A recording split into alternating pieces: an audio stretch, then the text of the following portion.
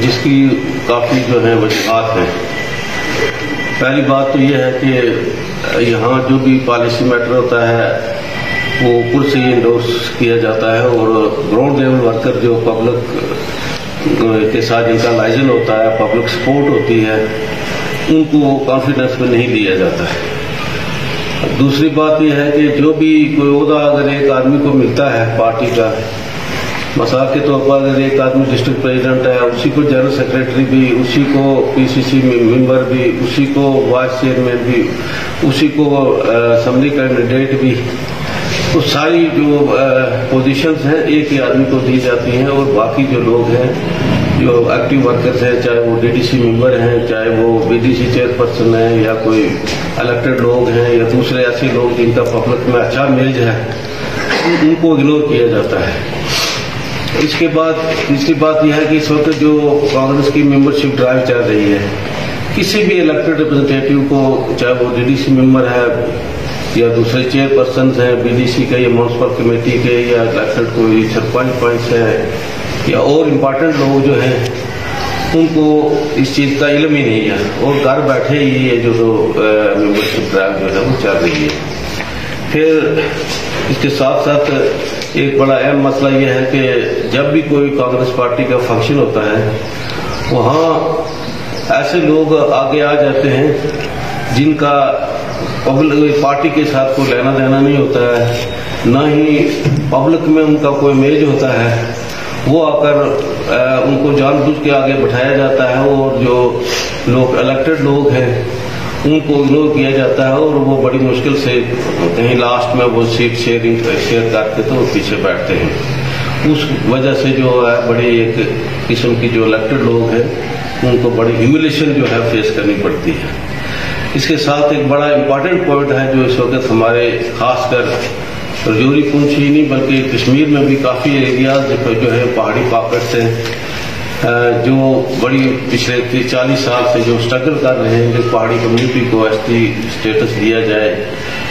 ان کو اگنور کیا جاتا ہے جو بھی سرکار یہاں رہی۔ تو اس میں پہاڑی لیڈر جو ہے جن کو یہاں سے ہم ایم ایل اے بھی بناتے رہے، وہ منسٹر بھی بنتے رہے، وہ کوئی بھی پہاڑی لیڈر جو ہے وہ سامنے نہیں آ رہا ہے۔ اس سے یہ صاف پتہ چلتا ہے کہ یہ جو کانگریس پارٹی کی جو ہدایات ہیں ان کو وہ یہی ہے کہ آپ نے ان کے فیور میں نہیں بولنا ہے، پارٹی سٹیٹس حاصل کرنے کے لیے کوئی دباؤ نہیں ڈالنا ہے، اور نہ ان کے حق میں بولنا ہے، اور وہ بالکل خاموش تماشے بیٹھے ہوئے جو ہیں وہ دیکھ رہے ہیں۔ جبکہ اس وقت ساری جو پہاڑی لوگ ہیں وہ سارے اکٹھے ہیں، اور ایک ہی پلیٹ فارم پر ایک ہی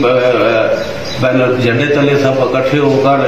اس جدوجہد میں شامل ہوئے ہیں کہ ان کو ان کا جو حق ہے، دیرینہ حق، ان کی جو پرانی مانگ ہے وہ دی جائے، اور پہاڑی کو ایس سی کا جو درجہ ہے وہ ملنا چاہیے۔ تو اس میں پہلے بھی جو کانگریس پارٹی ہماری رہی ہے وہ اسٹیٹ میں بھی ان کی حکومت رہی ہے، سینٹر میں بھی رہی ہے، لیکن وہ صرف ٹال مٹولی کرتے رہے۔ الیکشن کے ٹائم میں